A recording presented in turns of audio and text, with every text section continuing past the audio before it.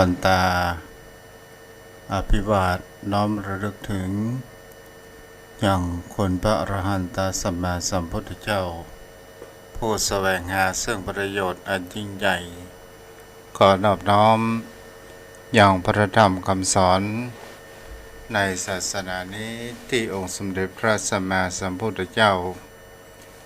พระองค์ได้ตรัสแสดงไว้ดีแล้วขอนอบน้อมระลึกถึงอย่างพระสงฆ์สาวกหมู่ใหญ่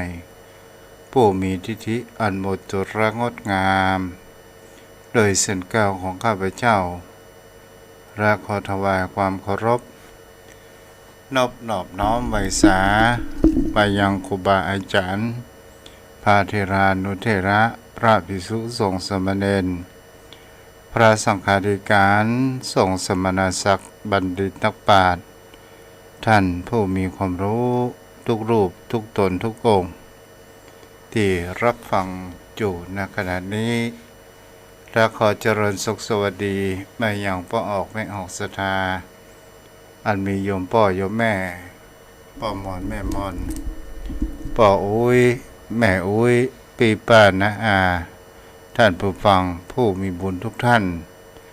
ที่ติดตามรับฟังธรรมะยามดึกทางสถานีวิทยุเพื่อการศึกษา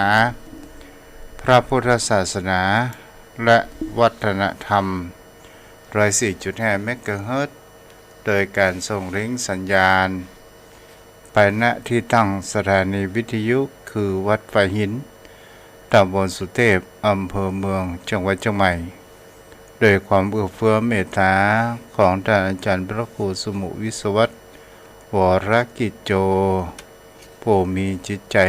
เปี่ยมไปด้วยเมตตาธรรม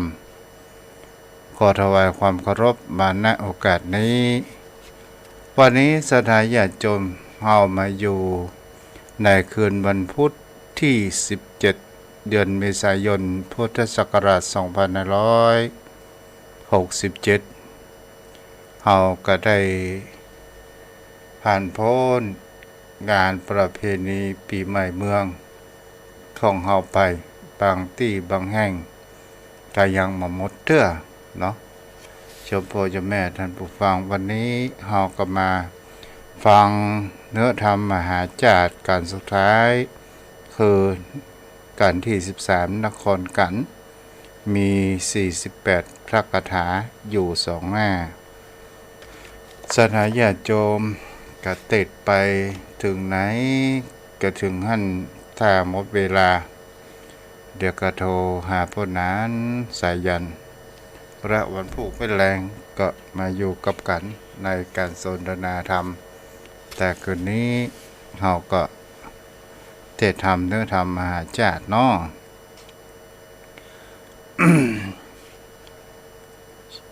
เจ้าพ่อเจ้าแม่ท่านผู้ฟังที่มาแล้วเนาะแต่ใต้ไว้สาเมตตาธรรมท่านพระคุณเจ้าด้วยความเคารพอย่างสูงยิ่งครับเจ้าพ่อนั้น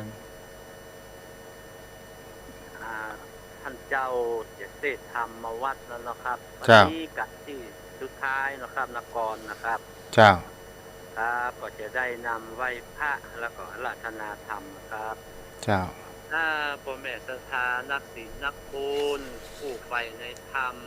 ผู้ตั้งอกตั้งใจที่จะฟังน้ำฟังธรรมยามดึกนะครับลำดับต่อไปก็ขอได้ตั้งอกตั้งใจไหว้พระนุธรรมพร้อมกันนะครับอิมินาสการะนาพุทธังอภิปูชยามาอิมินาสการะนาธัมมังอภิปูชยามาอิมินาสการะนา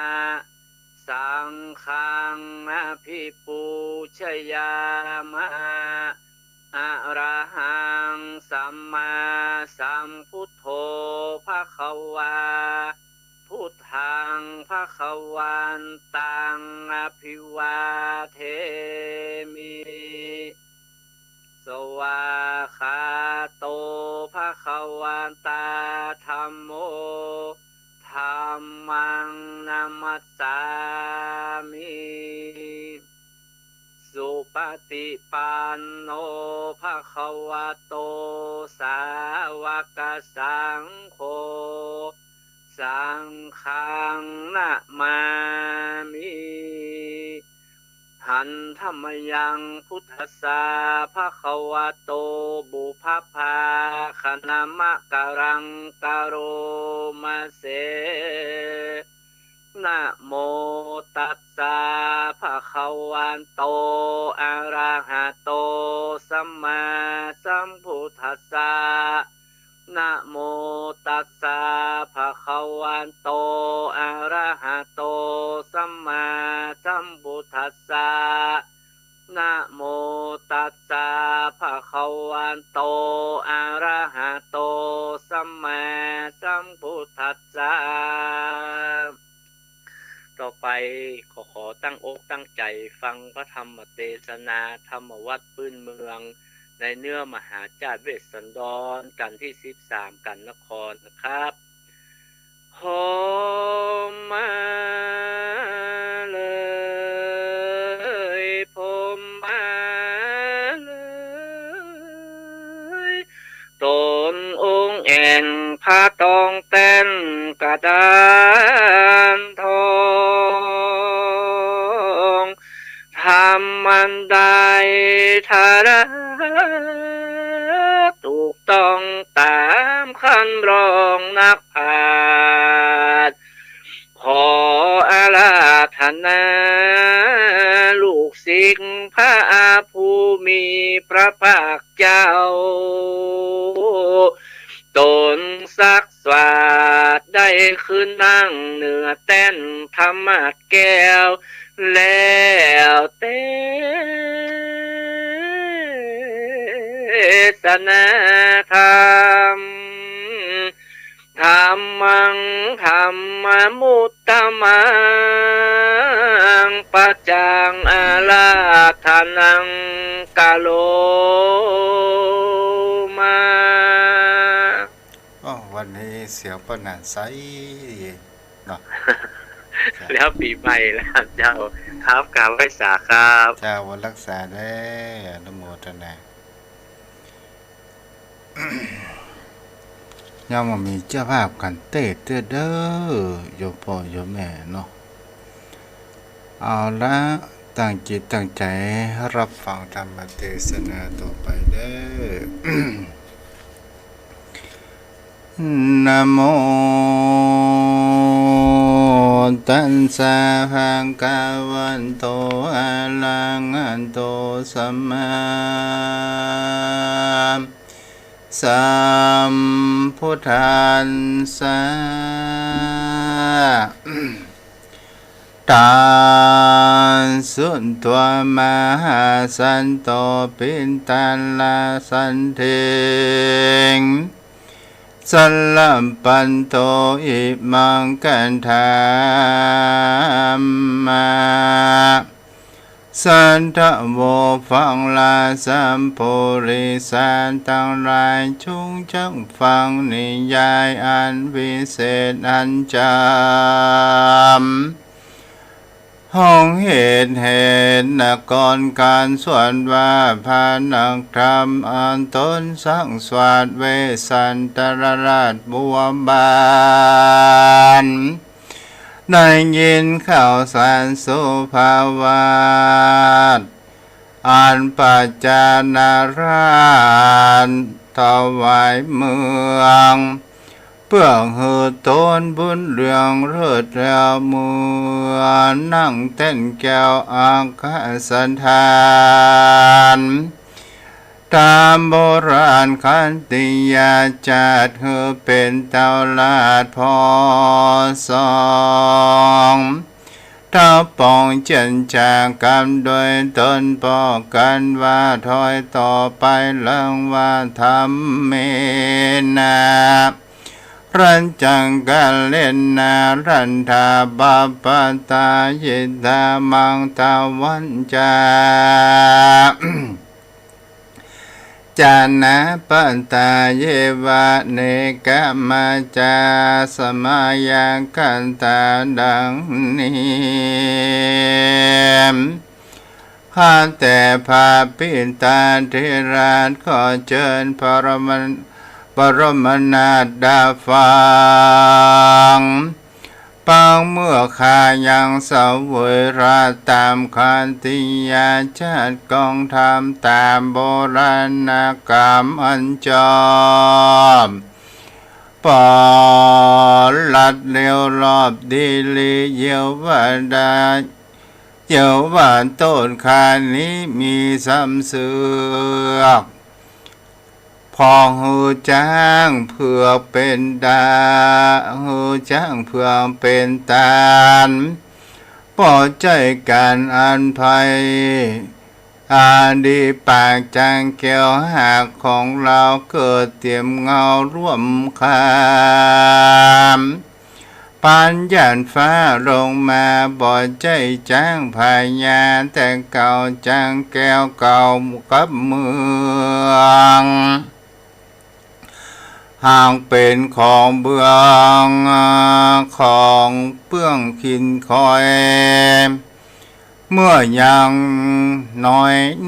ยเกิดกับมือดังหรือข่าวปล่อยเกียรติจ่าสมเสียบ่นิยมจนกันนิกรมเมืองนอกบ้านน้อยขอกปันนาดังคุณเสนาอามาตย์ปัญจาราชเรียงลายเล่นหาคุณนายดงหมู่มาสะสู่สันสนมาละลนละลาง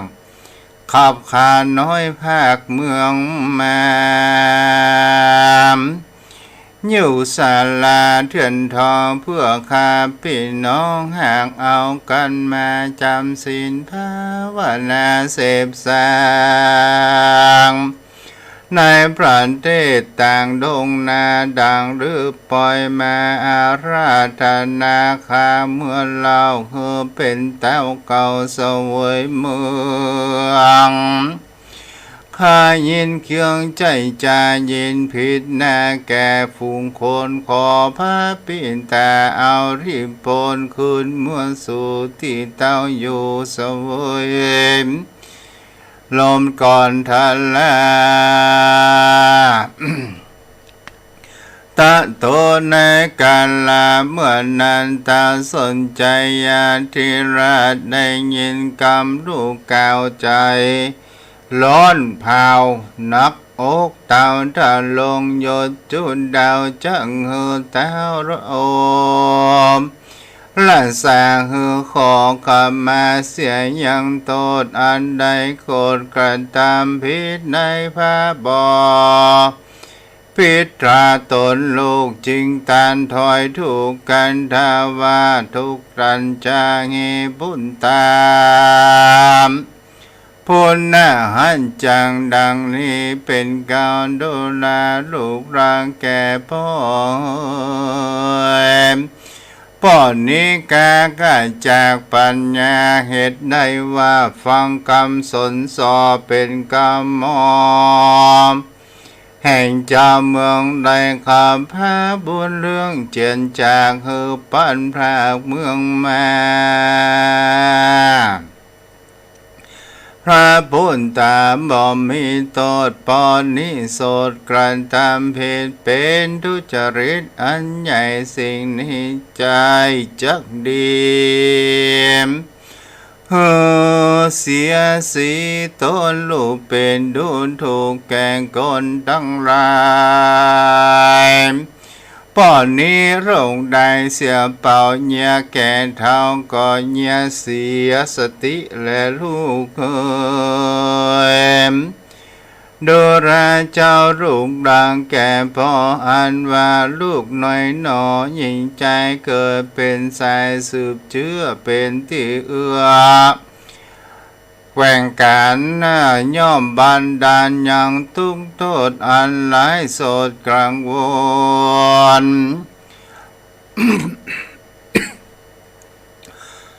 อ่านเกิดถึงตนพ่อแม่พี่น้องแก่รุงตา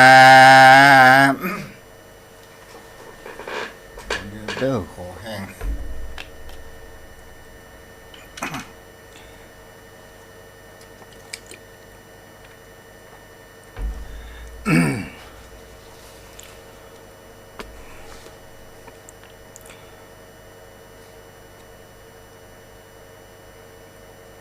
ถึงไหนแล้วนี่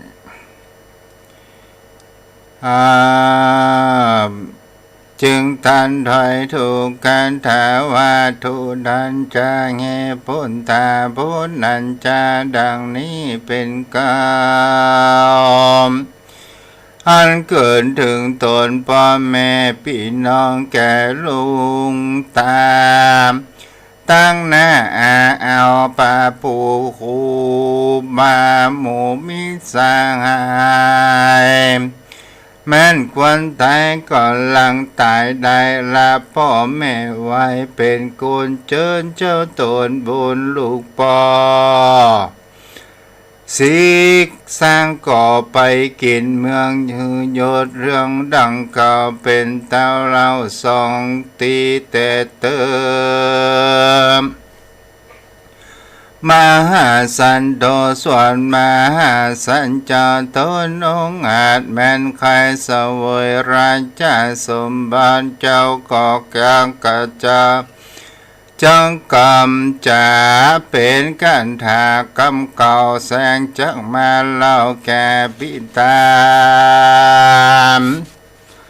ส่วนพระญาชนใจขันติยาจะสัมอาราธนาอย่างพุทธาลูกน้อยเก่าอ่อนน้อยกำกา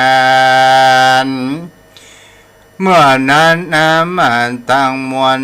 60,000นาจอยชื่นจูคนเกิดมาแต่พระบาทเขาก็เขารู้เจ้ารับจะนิมนต์เป็นมงคลวิเศษลงก้องเกตราชาส่วนพระบุญนาตนสังส่วนก็กล่าวสีนาคันธาวาดุลาเสนาทั้งหลายเสนาหลายจื่นจอยสูยังหันนอน้อยก่อนทันลา ปันนะสาลาปาเวสินตวาพานาเรียนตนใจมองก่อไว้นาลอสันลาก่อแก่เครื่องราศีละสีมาเลียงแหลบไฟยางพาเปลือกไม้กองคำนุ่งพาพื้นขาวงามสะอาดอ่อนสังวานก็มีเปลี่ยนเจ้าก็เสด็จเวียนพันภาคยังไปนอกศาลาก็กล่าวกระดาว่าอิมังบรรณาสาราอันนี้วิเศษประเทศตองวงกฏเป็นที่กูมาโอดจุสร้างปางเมื่อกิเลสภาวนา7 เดือนทันลานันสลัมอยู่สร้างบัมปารมียานดันเจ้าจารีสะอาดเจ้าจารีสีสะอาดตั้งกันหาหน้าดวงดีตั้งนางมันดีงอนแนมแก่เจ้าฟ้าชื่อขุนอินแผ่นดินดานไว้วันสตันลั่นไปมาพระราชาถวายแล้วเจ้าตนแก้วนาลินก็ประดังศีล3 รอบไว้นอบน้อมอำลาปัญจังยาปัญจังการตินต่อไว้นาลออาสโลมจ้างตัดผมผู้ฉลาดก็มาแป่งเกาลัดราชาหมู่เสนาและพราหมณ์จบเป็ดก็มาสารลงเกตราชาน้ำอบมาหลากหลายเงินมากนานาหลายคำดันลาพร้อมกูหลายแก้วกูสาสัสลีผาดับดีวิเศษเป็นเต้าเอกราชาตั้งอินตาเล่งลาสวยฟากฟ้าแดนสวรรค์นั่นแลม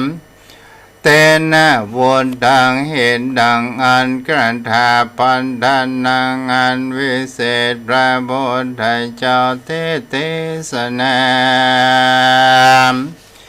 ในจาริยาปิตังกาวาเวสตโตเวสันตะลาโอมราชาราโจจัตลังปาวะเยสาปาวาหายิดุลาสาริบุตรอันว่าภาเวสันพายาเวสันตะลานาลินได้ยินข่าวสารเรียังรามเจ้าเมืองมากราบนิมนต์กอดสำละตนผ่านพาวลาเครื่องเจ้าเรือศีลถ้ารงเป็นดีชื่นยาวเข้าเครื่องตาลวดดูงามเสนาลามไหลหลังจูดาวกังกันมาหมู่พระมนามวลมากพร้อมทุกปากถวายปอนดุริยนดุริยานนที่ตั้งดังสะสาวภาพเต้าปูนฟังเสียงทางดังขางเกินกองดังเมฆร้องที่สาครนายกุญจรผ่านแผ่วผ่าดำเจ้ากาจ้างแก้วเรื่องงามนำมาถวายบาทใดที่จิมไก่พานาเล่นพระผู้มีเลิศแล้วสบายดำแก้วสาลีกันใจรังสีใสไทยสิ่งเป็นเจ้ายิ่งสมานคืนนั่งจ้างสารตัวองค์อาจกระพุ่มสารนาตราดมุงบนอันว่าต้นน้ำมัน60,000นาจอยจื่นจุโกนสหายจันตาอันเกิดมากำตนพระบาทเข้าเครื่องอาจดูขานเป็นบริวารแวดล้อมอ้อมตินจ้างทุกปายนางสีวิกัญญาหากมัวสีกัญญาหลายมวลมาพร้อมทุกภาคนาจวนกันมาจุดาวตังรุ่งดาวและพายามนายเสนาและอามาตย์ปัญจาราชเส้นทีก่อนลิมนมันดีสีหนุ่มนาวอาราธนาเจ้าสิกองค์แล้วสลงเกตเก่าอันว่าราชาพิเศษเบิกใบสีฮดหล่อดีเลิศแล้วควรเป็นนางแก้วเต็มเมืองแลนาตามันทำปากาเส้นโตสันทาอาหาสิสันหันโตสุจีวันโทสัปปะลังการภูสินโตปัจจามังนากานาโมอามุหาโมหะอักกังปันทีปารันตาบาพิงกาเวโดลาภิกขุทั้งหลายอันว่าพญาเวสันตลาบัวบันจามละองคารเก่าเกตทารงเป็นพื้นคานเครื่องอารังการสมสอดแล้วสับไปดามแก้วกันใจรังสีใสมาขาเสือขาบคืนวานขี้จ้างไปสารตัวใหญ่งามแต่ใจงามแต่ใจสมานนามาดหาก60,000นาจอยชื่นเจียงคานเป็นบริวารแลบล้อมแห่นแห่อ้อมถวายพรว่าพระเวสสันดร ตนสร้างสวนจงเป็นเจ้าจ้างอ่านเสวยเมืองในกาลายามนั้นนางชีวิกัญญาก็ขอมาอาภิเษกนางแก้วเอกมันเทย่อมนางตีนางดีใสสว่างนางตีใสสว่างเจียนจ่าจางถวายพรแก่พระเวสสันดรผ่านพามว่าสมเด็จเจ้าจงรักษานางโนมนาถแม่เทวีส่วนเจ้าจารีกันนาตั้งคู่จูงก้อยอยู่รังสายังนางพญาตนแม่อย่าหือโศกแต่อันใดอันว่าพญาสนใจตนพอกามนางนอพุทธสันเดชจงรักษาแม่เทวีเป็นเจ้ายิ่งกว่าเก่าแสนดีแต่เติมอิดันจาปัญจยังสันทาสงสองโสภาน้อยนาได้เสวยราชเมืองควางเริ่มเปิงถึงปางลำบากเสวยทุกยากไทยภายในกาลาเมื่อผ่านก่อปางก่อนใจเจ้าอ่อนยินดีด้วยสัมบันดีศีสาอันตนได้เจ้าจริงตีกองใจบอกเปล่ากล่าวเฮเล่นมา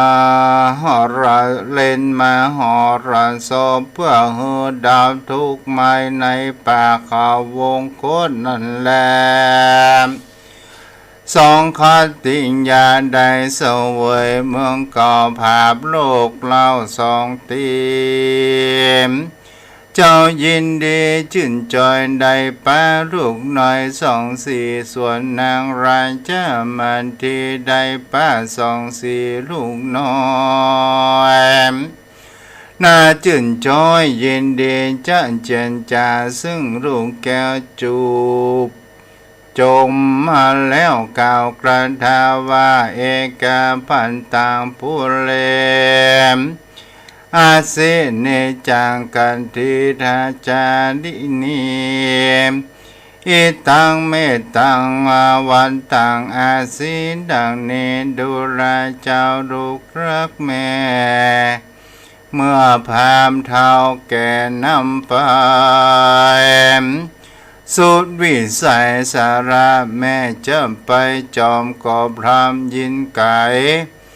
เมื่อสองลูกไปแม่ก็ยินทุกยากกินลูกไม้หมากเผาไงนอนเหนือดินทรายบ่มีศาสตร์ใบไม้รัดลองเจียลองเจียลงลิ้นปั่นเนาะใบไม้รัดลองเจือดังเสือเหลืองห่มหอยหนาวจ้านจอยทานนันใจรู้ใส่ใจเฮยเจ้าแม่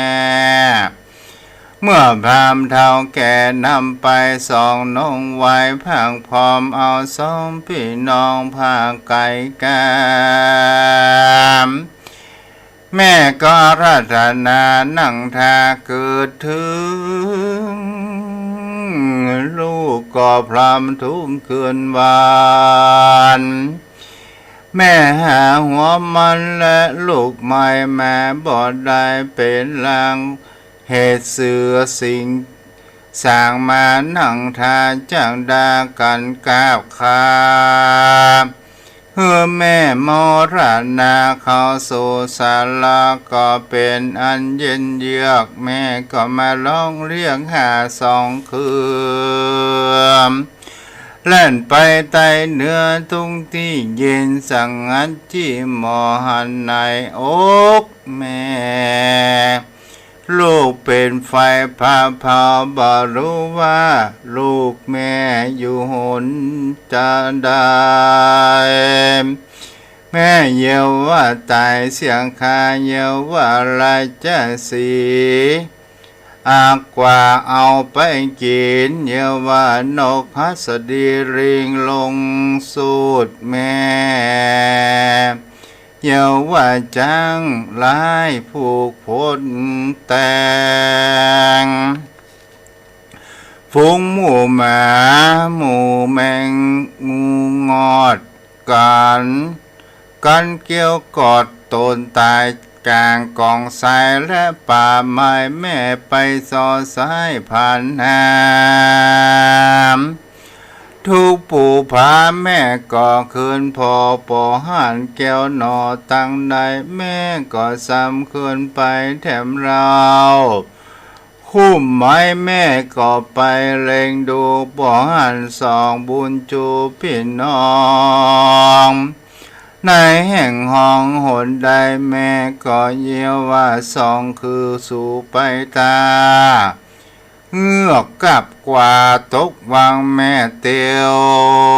วุหายังบ่ยังแม่จึงตั้งสัจจาว่าโดยภาระบุญอันแม่ได้สร้างขอลูกพระเจ้าจ้างขึ้นมา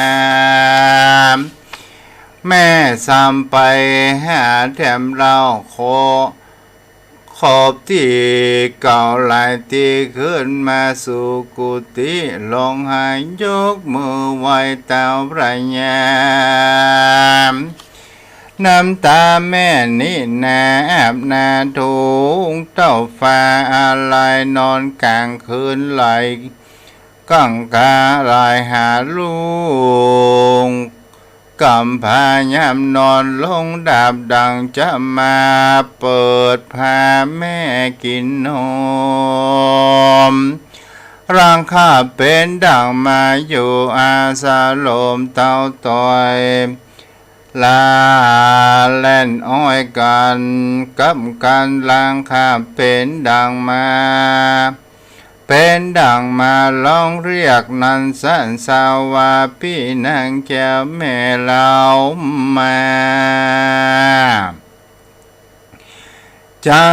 แต่หาบ่อได้เตรียมแม่ร้องไห้อดหิวตายส่องใส่ใจเฮยพระแม่ขอร้ายแก่จงให้สูญภาระบุญอันเกิดมาแต่พ่อแม่ได้สร้างแผ่แก่สองลาอย่าได้มีโลกาโศกเศร้าอายุยืนเตียงตอนตีขาอย่าฟังลั่นจาแก่เท่าเฮยืนเตียงตอนแตนเมืองแตนเติมผู้สติปินโตเตวิส่วนนางผู้สันเดชทนไว้เว้นฟ้าก็เลือกแผ่นผ้าพื้นแปงกาแสนคำดังเป็นกระนานกวนสะไป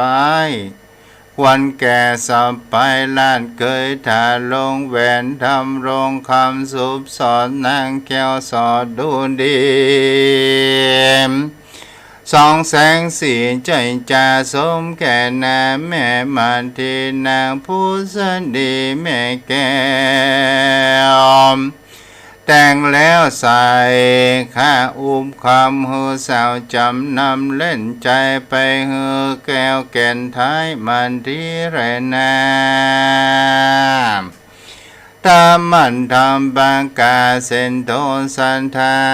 หากามปีรากันจากโคใสยังโค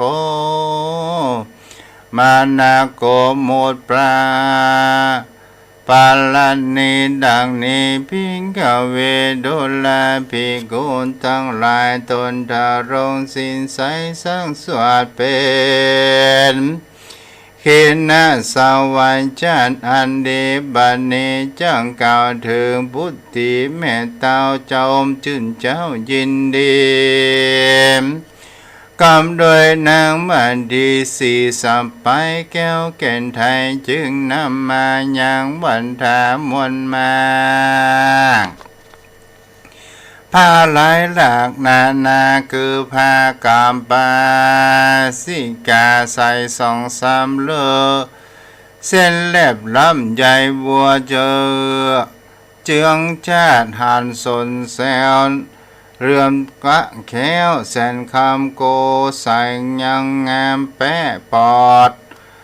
โดยยอดใหญ่ใหม่มาแต่เมืองกายเตตาม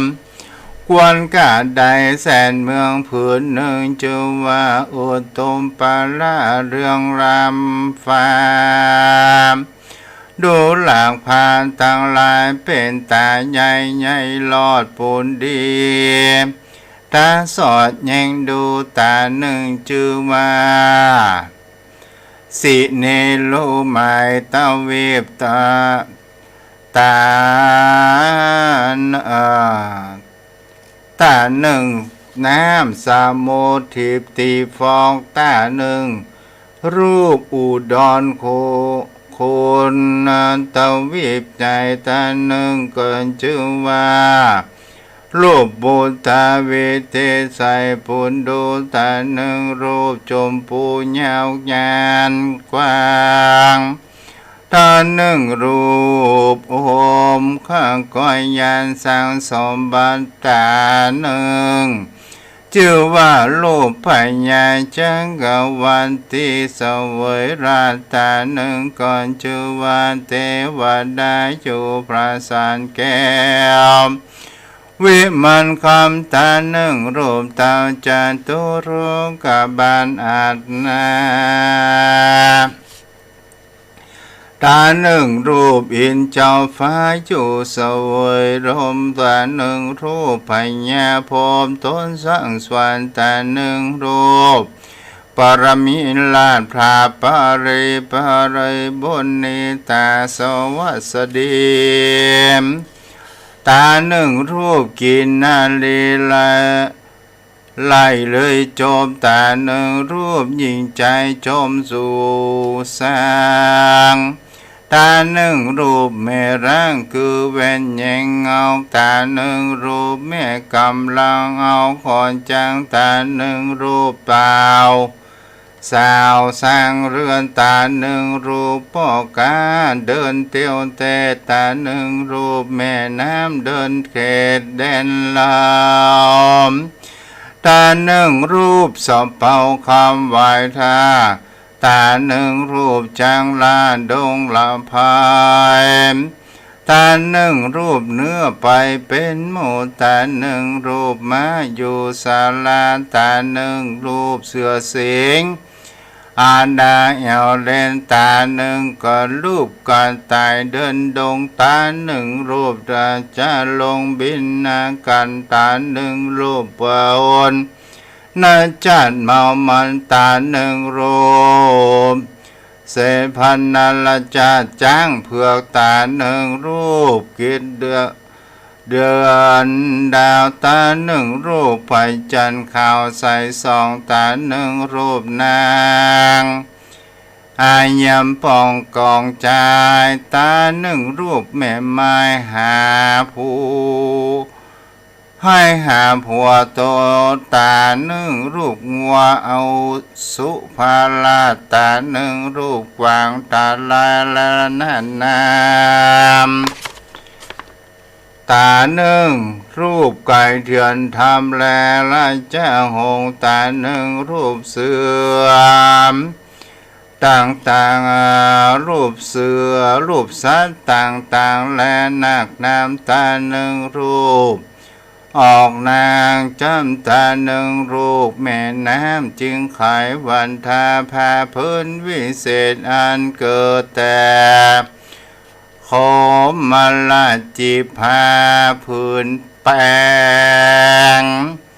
เปิงใส่คราอุ้มคำแดงเลือดแล้วมาจริงใจไปถวายแก้วมาแก่แก้วมาทีมสมนางดีใจจาเนียถ้าลงพาพื้นก็เนียดุงห้ามแลนา ท่านโตโคมันจ้าแหวนทำรงซุบสอดนิ้วนางนาด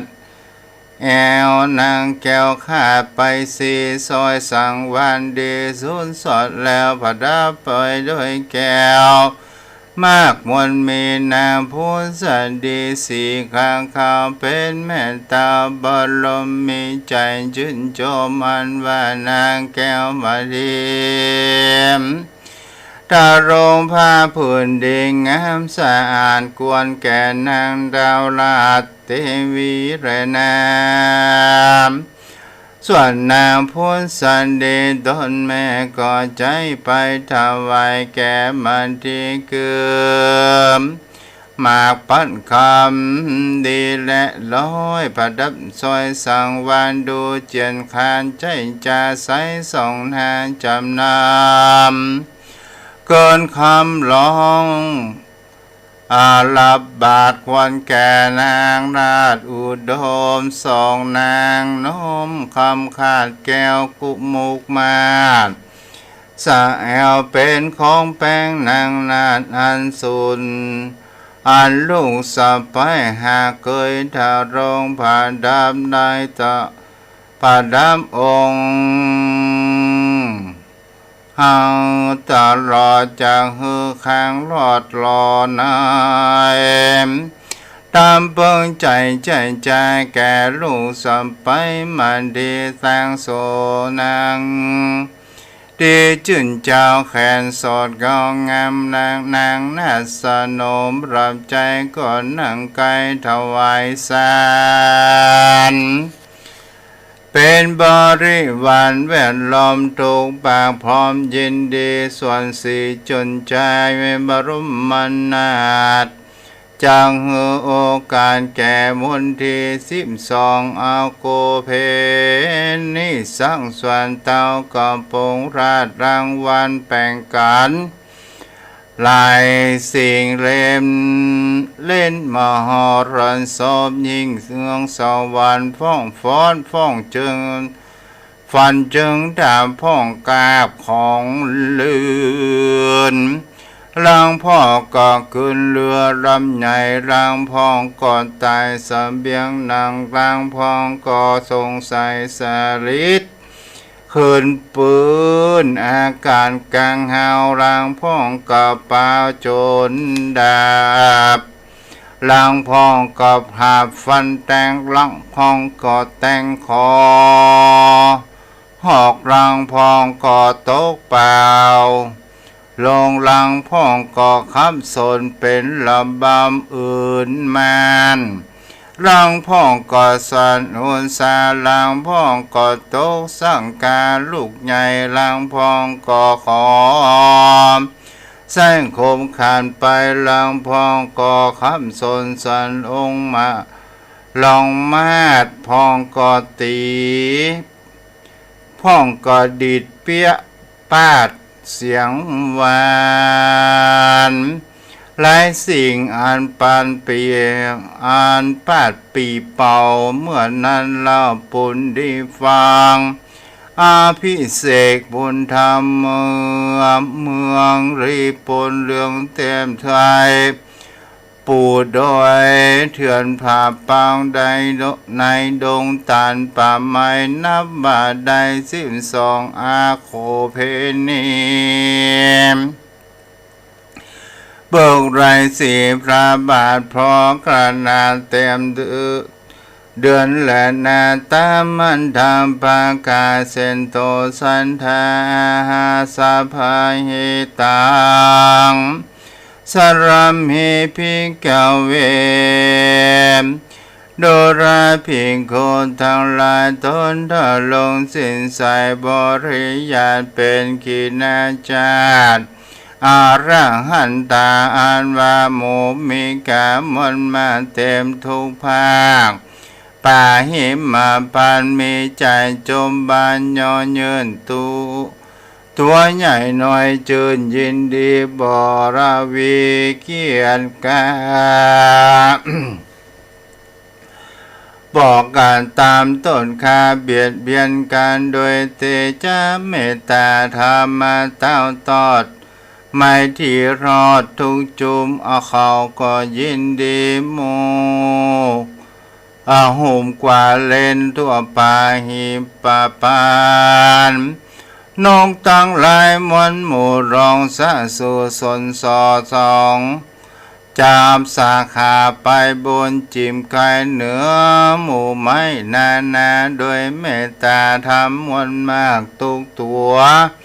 หากสันเทียนบ่เบียดเบียนเขี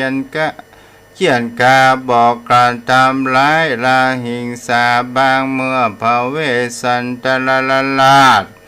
เจียนจางอาวันพาเมืองเตจะเรืองไลเลียสุขทุกเมื่อเริ่มการตั้งสนใจปันพันเพียวก็เฮเรนตัวเต้าเหมาปานดอมสับร่างกายทุกสิ่งเดือนหนึ่งจึงโบรมวนเล่า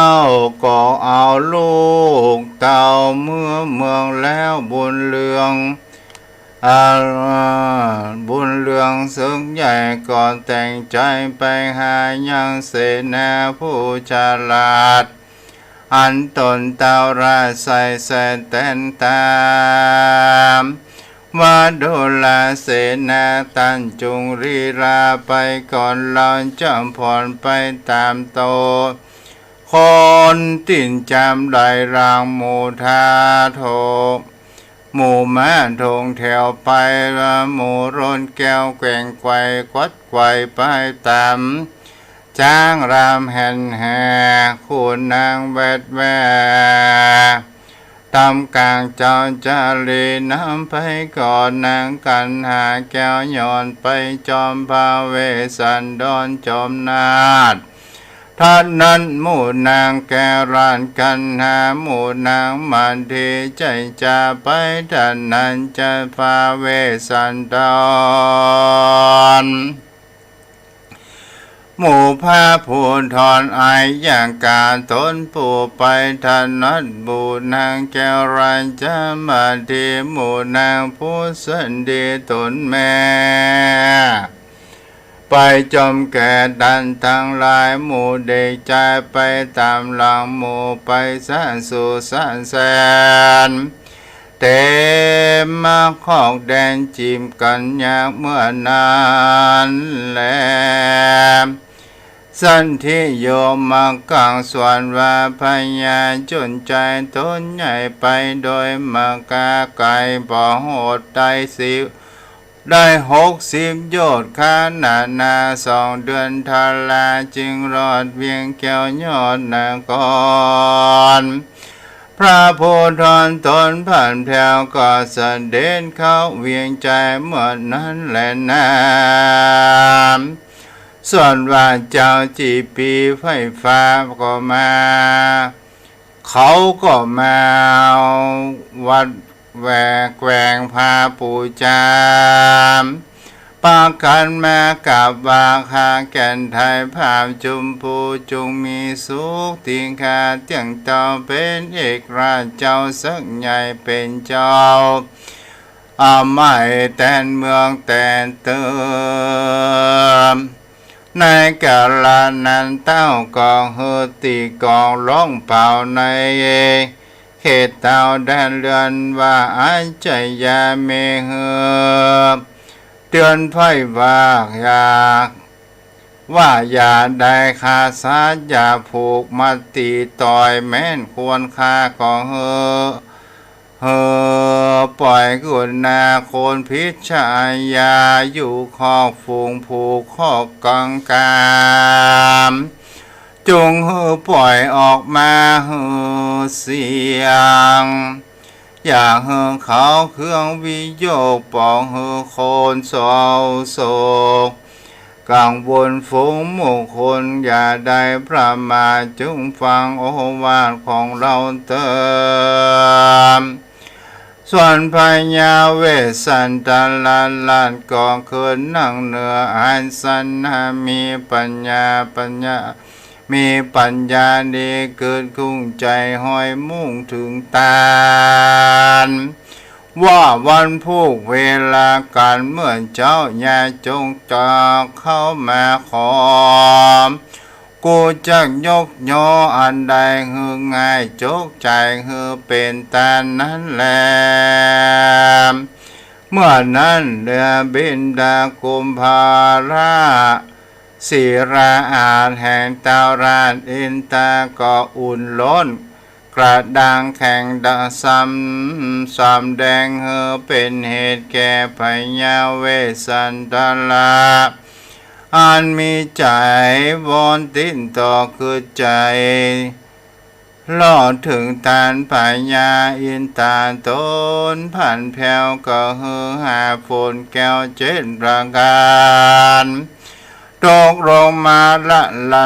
นลมย่อมแก้วอุดมแควนยิงปอดใจแก้วขิงจันแดงย่อมเป็นแก้วเมืองควันกาตกแต่ฟ้าลงมาตกในราชนิเวศคุมน้อยตกตีนถอยไหลแถวตกเปียงแอวบ่มีว่างและแน่การในวันลุ่งเจ้าก็ถือก็เฮืออามาตั้งหลายไปไม่หมู่แก้ววิเศษต้องเข็นคุ้มคนใดจงฮือคนผู้นั้นเต็ม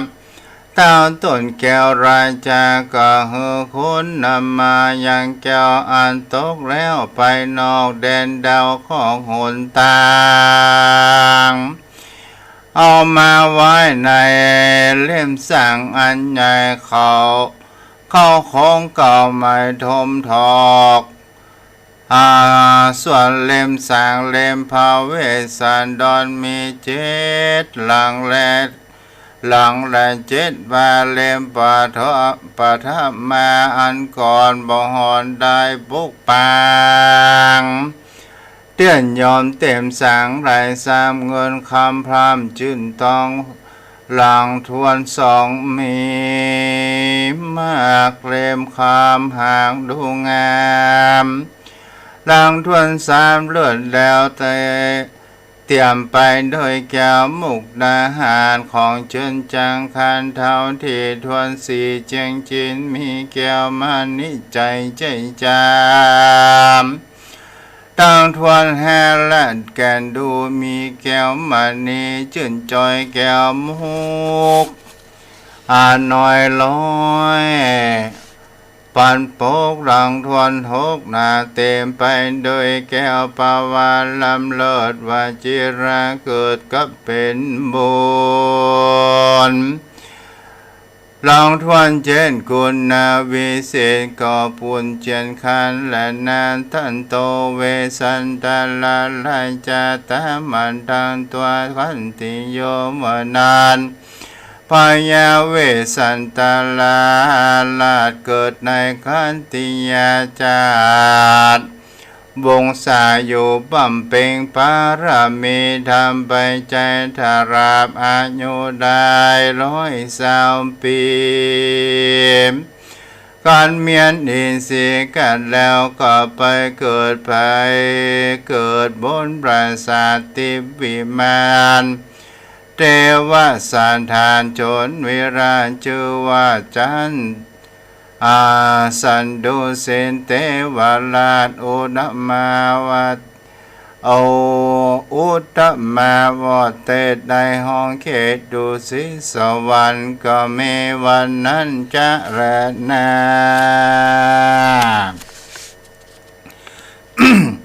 อาหังเอวาก็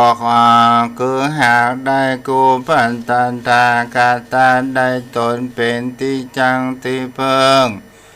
ในกราบันนี้แรนาตุมเหภาวันตาสุตันทั้งหลายอื่นอันปรารถนาหือได้สุข3 ประการมีนิพพานเป็นที่เราจงตั้งโสตาปราสาท หูดาฟังอันคารวะคบยามและถารงจำชื่อไว้เงือมันแล้วประการปฏิบัติยังไปยังยังมหาเวสสันตรจาตอันนี้ด้วยดังกูพานตันทางกันตาเทศนานิเตมโดยอ่านบำเพ็ญตานาศีราภาวนาไปใจก็จะได้เสวยสุขสามประการเมนิพพานเป็นที่เราจุตนจุโคนบ่อยาจะและนากันลากันทางเน้นดินดังขียาเก่านาก่อนการปริเชตอันปดับประดาไปโดยคาถาได้48กันถามก็บังคมสมเร็จเสด็จเอาปอนเดอร์ยะถาวาริวหาปุราปาริปุเรนติสาคารังเอวะเมวะอิโตดินังเปตานังอุปกาปติอิจิตัมปันติตังตุมหังคิปะเมวะสมิจันตุสพเพปุเรนโตสังกปาจันโทปนรโสยะถามณิโชติระโสยะถาภวะอภิวาทนาสิริสนิจังพุทธาปัจจายโนจตารโอธัมมาวัฏันติอายุวโนสุขังพระลังนอนหลับฝันดีเด้ออายุวโนสุขังพระลังเป็นประวัติณสมัยตะก่อนชื่อว่าวัดป่า